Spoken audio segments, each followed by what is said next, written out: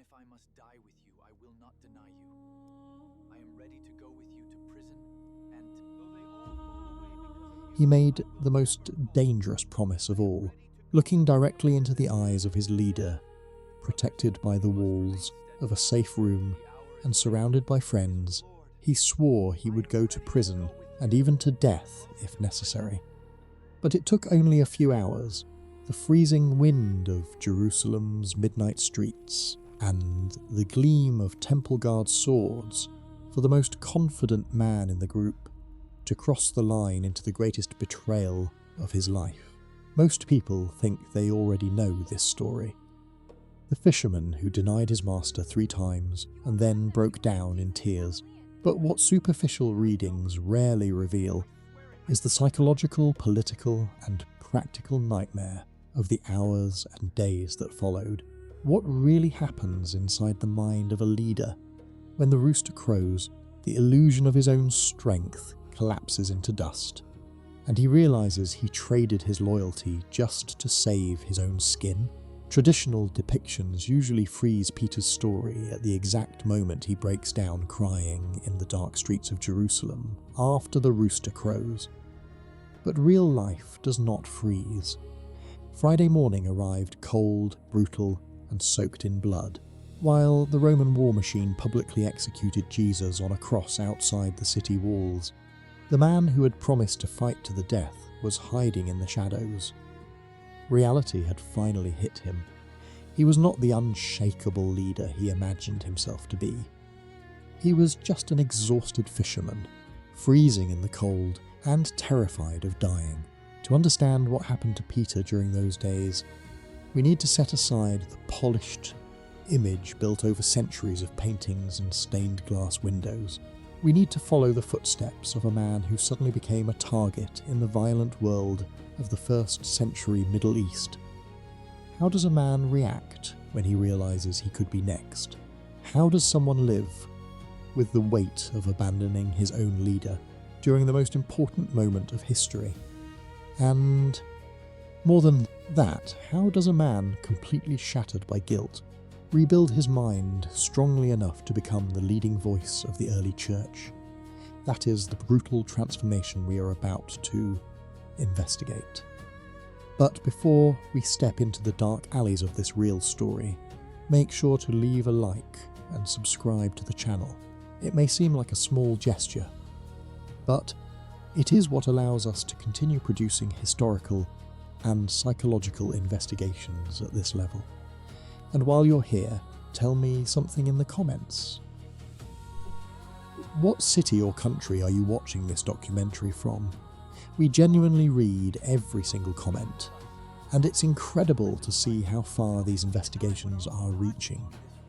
Now focus carefully, because to understand the brutal turning point in the life of this Galilean fisherman, we need to return to the hours of silence, fear, and paranoia immediately after the execution at Golgotha.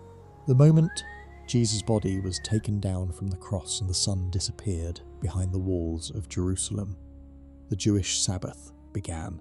For the city it meant religious silence, closed doors, and complete rest. But for Peter, it was probably the longest day of his life.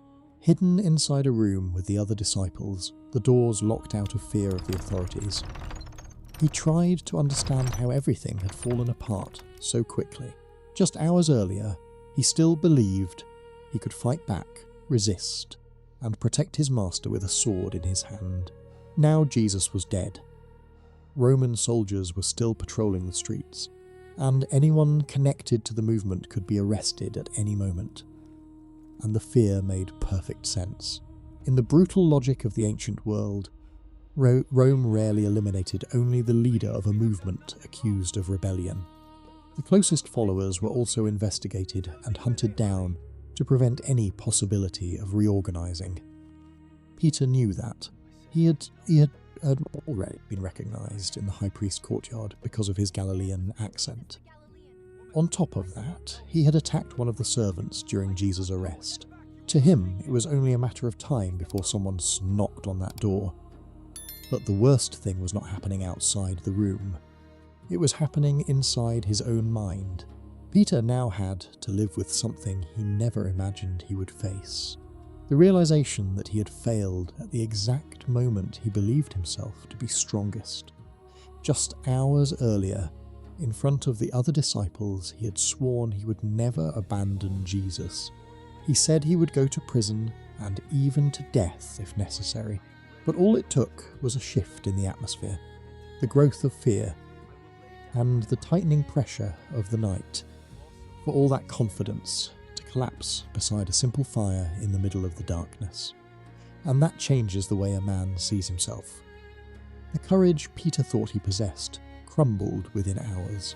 The man who saw himself as the main line of defence for the group was now hiding in silence, hoping no one would discover where he was. The tears from that night had already dried. What remained was a heavy emptiness, a constant feeling of failure, and the suffocating uncertainty of what would happen next. That Sabbath was not a day of deep spiritual reflection. It was a day of fear, silence, and survival.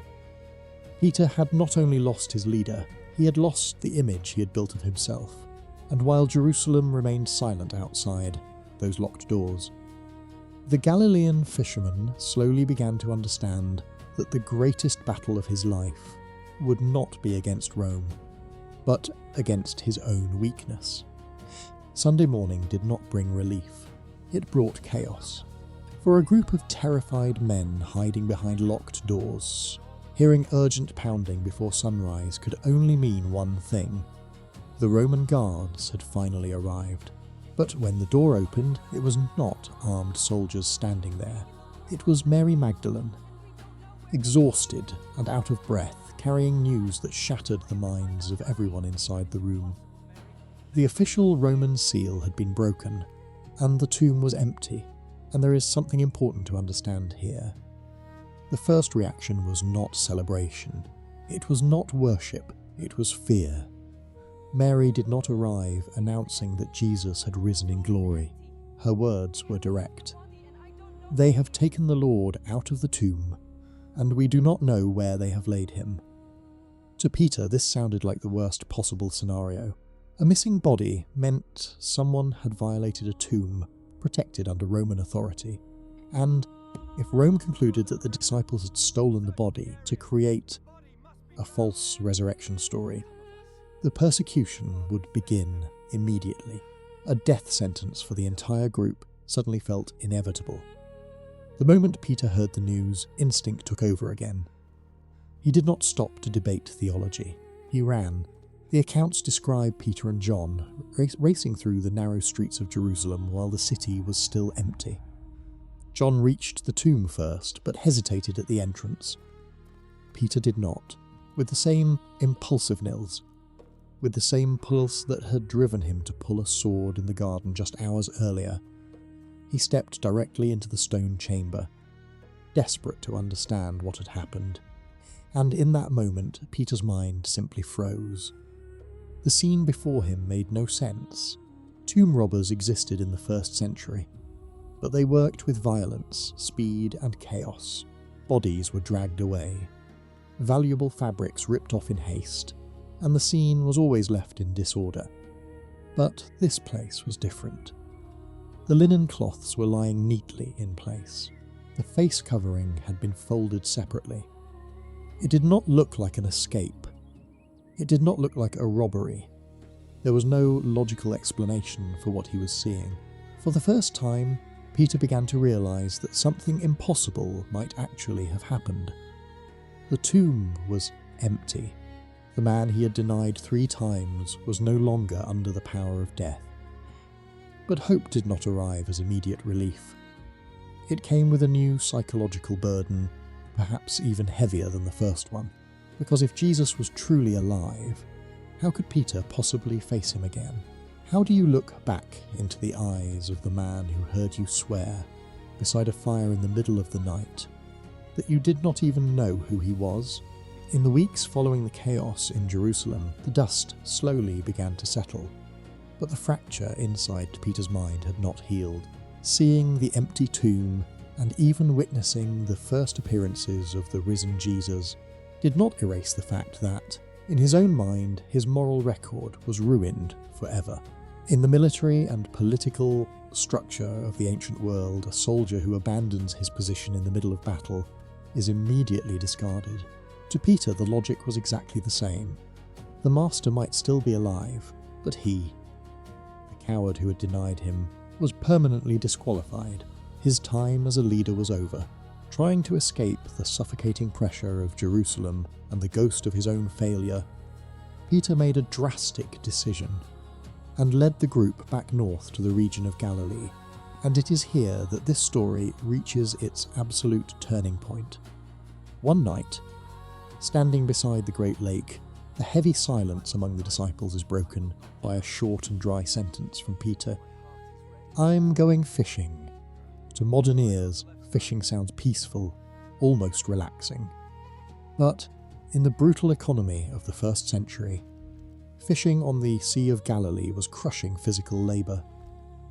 It demanded enormous strength to pull heavy, waterlogged linen nets through freezing nights.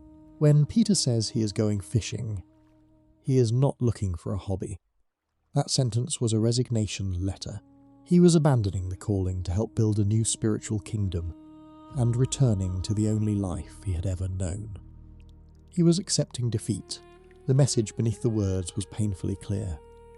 The revolution failed. I failed. The only thing I still know how to do is throw nets into the water. And the dark irony of that night is that even the sea refused to take him back. Experienced fishermen knew every current and every sandbank on that lake. Yet they spent the entire night throwing heavy nets into the darkness, exhausting their muscles, tearing their hands apart, and catching absolutely nothing.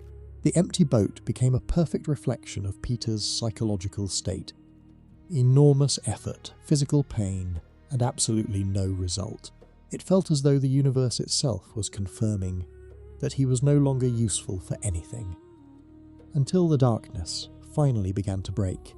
The sun was still hidden behind the dry mountains when the silhouette of an unknown man appeared through the mist covering the shore. The figure shouted an instruction that, to exhausted professional fishermen, sounded almost insulting. "Throw the net on the right side of the boat." But they obeyed. And in the very next second, the lake seemed to defy every law experienced fishermen thought they understood. The net pulled violently beneath the surface, stretched by an enormous mass of fish, almost tearing the ropes apart in the water. In that exact instant, a shockwave hit the boat. The Apostle John recognized the impossible pattern of the miracle and said, "It is the Lord."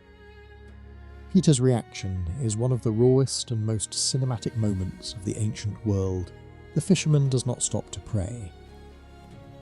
He does not wait for the boat to reach the shore safely.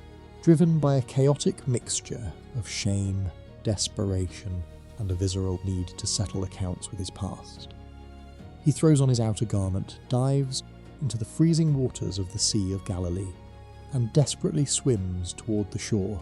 The cold air burned through his lungs as he cut through the heavy water.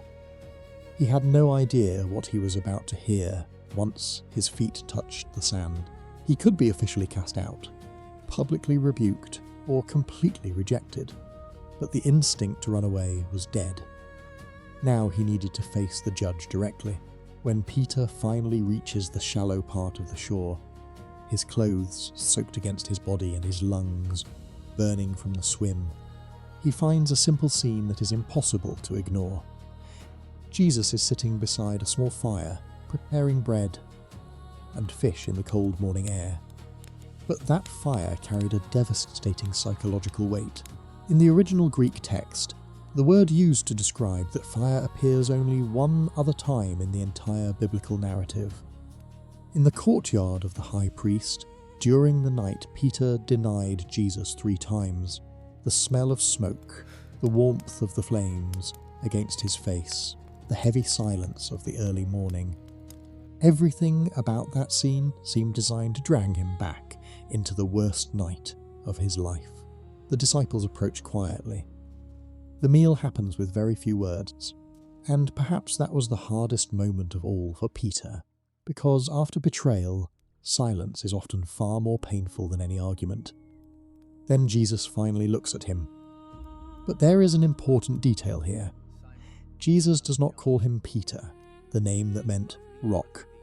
He uses the fisherman's old name instead, Simon, son of John. And then comes the question, do you love me more than these? The sentence strikes Peter directly. No shouting, no public humiliation, but with a weight impossible to escape. Only weeks earlier, Peter had confidently declared in front of the other disciples that he would never abandon Jesus, even if everyone else ran away. He truly believed his courage was stronger than theirs. Now, sitting beside that fire, he finally understood who he really was. Peter answers humbly, almost without strength in his voice, but Jesus asks him again. And then a third time. By the third question, Peter's emotional resistance completely collapses, because he understands exactly what is happening. For every time he denied Jesus in Jerusalem, he now has to publicly affirm his loyalty. But Jesus is not trying to humiliate him. He is forcing Peter to confront the very thing he had been trying to escape since the night of the crucifixion. The guilt had to be faced completely before that man could ever lead again. And after each answer, Jesus gives him a new command: feed my sheep.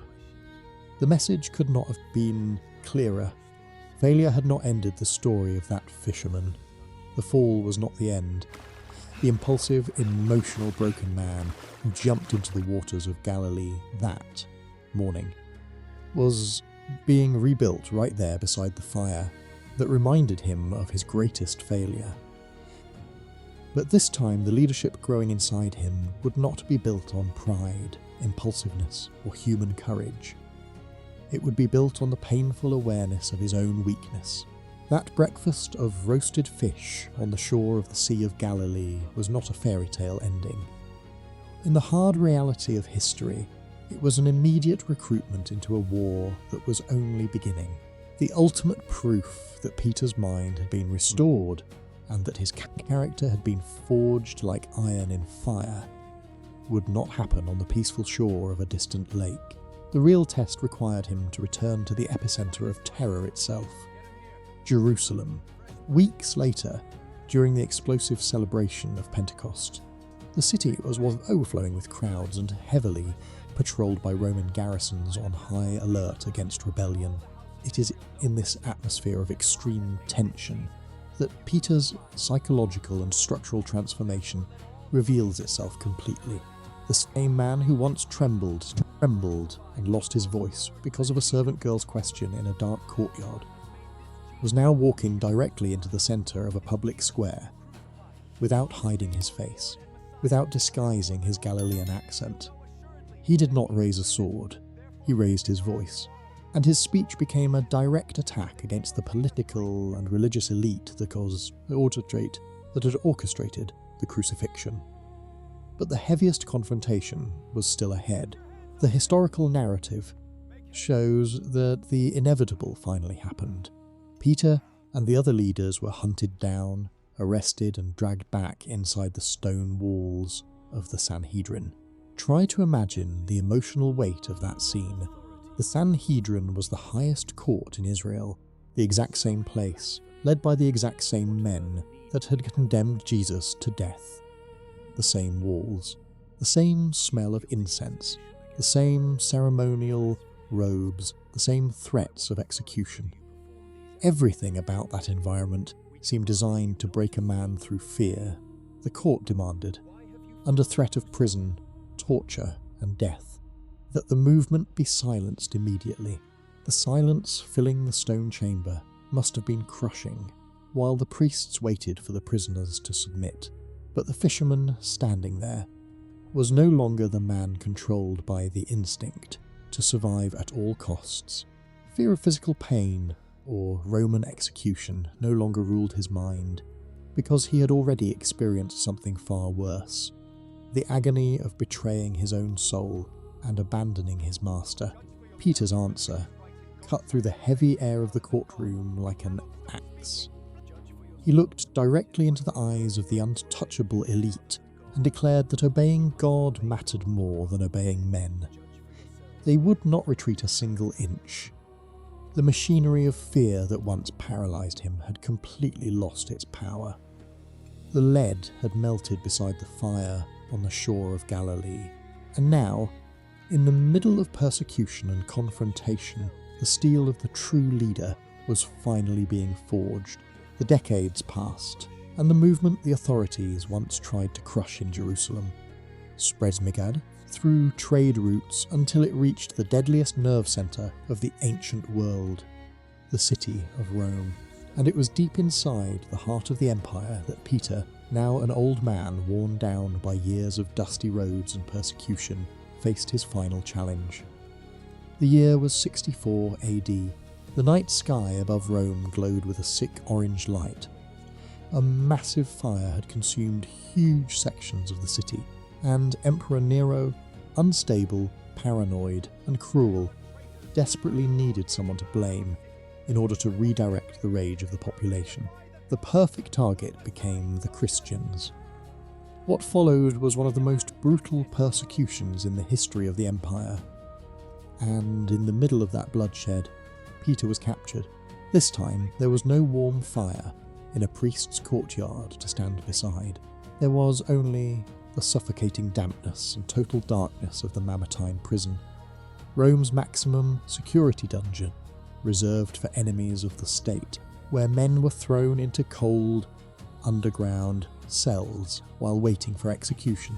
Try to understand the brutal contrast in Peter's life.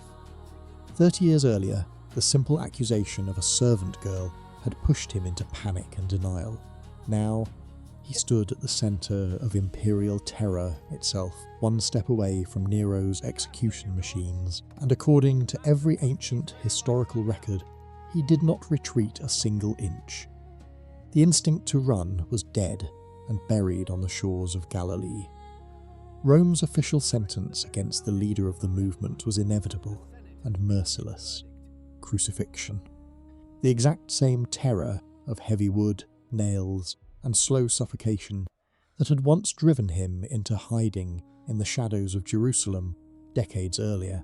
But it is at the execution site that ancient tradition gives us the final and most devastating detail of Peter's psychology. When the Roman executioners dragged him toward the cross, he did not beg for mercy. He did not swear loyalty to Caesar in an attempt to survive. According to early historians such as Origen and Eusebius, Peter made only one shocking request: to be crucified upside down. To the Roman system, it was simply another act of cruelty in a normal day of executions. But for Peter, the symbolism carried the weight of an entire lifetime. He looked at the instrument of death and declared that he was not worthy to die in the same positions as the master he had abandoned years earlier. That flawed, emotional, impulsive fisherman who once promised inside a safe room that he would die for Jesus when it cost him nothing, finally gave his life when it cost him absolutely everything. Cowardice had been washed away in blood. The transformation was complete. Failure did not destroy him.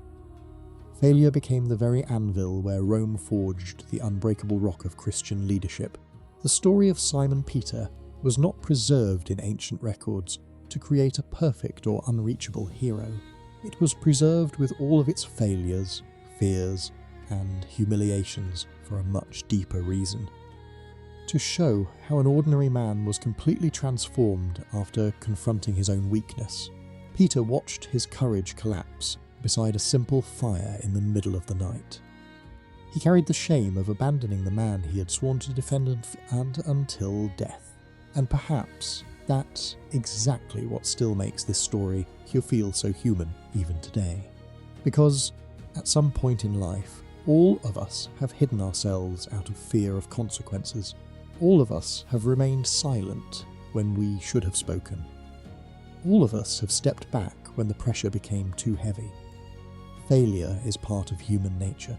But the difference between someone who disappears inside guilt and someone who rebuilds his own story, lies in what happens after he finally realises how far his own weakness was capable of taking him.